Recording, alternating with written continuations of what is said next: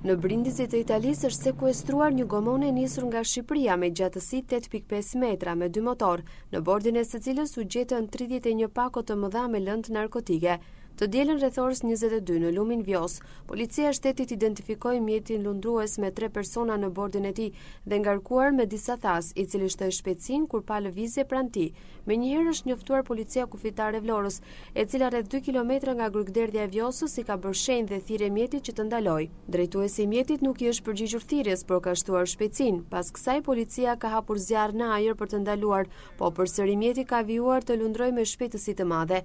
Megjithë reagimin e shpejtë të forcave policore, mjeti ka arritur të largohet, i ndihmuar edhe nga moti keq. Në ndjekje të tij u vën policia kufitare e Vlorës, reparti special Delta Force dhe Guardia di Financia.